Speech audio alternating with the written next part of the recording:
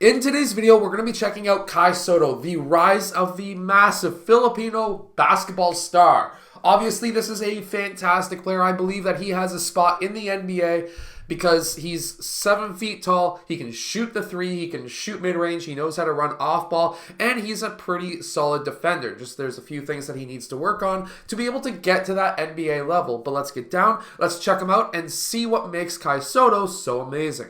So first comes the defense, and when this player tries to attack Kai Sotto, he's able to run alongside that defender and block him. The only thing I would really change about this is he actually has his shoulders closely squared up to the baseline, which means that this player could have just did a quick snatch back and pulled for the mid-range. But if he was to keep his shoulders square while still running alongside that player, he would actually be in better position in case that player did snatch back. In the NBA, most likely that player would see that, snatch back, maybe kick out because this guy was coming in. One of those two options anyways. Another thing that works really well for Kai Sotto and will work for any youth basketball player is the fact that when he gets the ball into the low post, he doesn't take a dribble in most cases. He just goes straight back up, as we see right here. The issue is if he was to take a dribble, there's already 3 players around him, which means that they probably would have stolen the ball from him. So just go straight up. It's going to help you score more points. And this is what I mean by moving off ball. Here,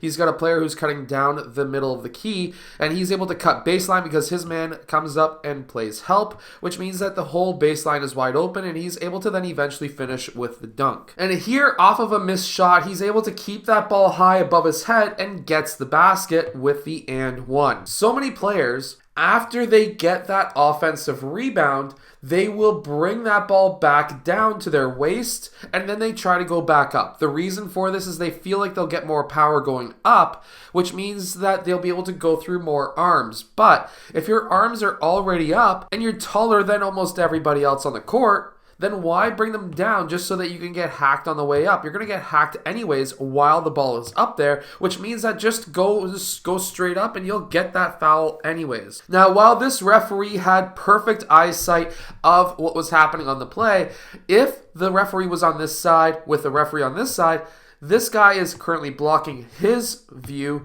These guys over here would also be blocking the view of Kai Sotto. So if he was to bring that ball down and the referee was not in position to see it, he would not get the foul call going back up. So by keeping the ball up, you're going to be allowing all the referees, no matter where they are on the court, to see the foul, and they can actually all call the foul call. We see the foul call here, we see the foul call here, no foul call here because his view was blocked by this guy. So by keeping his arms up, that's allowing this referee to see it as well as this referee. And no matter where these referees are, they could have been over here, and over here, they would have seen the foul anyways because the ball was up high and their arms were up high as well. As soon as you bring your arms down, the referees can't see as much. That's why people say, oh, I got hacked. Well, it's because you were hacked with the ball at your waist. The referees didn't see it. Which is why in my men's league game, anytime a player brings the ball down to their waist, I hack away, I get their arms. It doesn't matter because I never get the foul call because the referees do not see fouls down there. While many coaches may hate this play that's coming up, I actually kind of like the idea. So here, Kai Sotto, his foot is on the line. I'm not too sure if he noticed that his foot was on the line here, but his defender backed up and basically said, I dare you to shoot the three. Well, this guy backed up just so far that it allowed Kai Sotto to have a wide open lane, and he was able to do a floater that was much closer. So instead of taking the time to take a step back and take the three, what's a higher percentage for Kai Sotto? His 29 or 30% three-point shooting or a floater from the top of the key?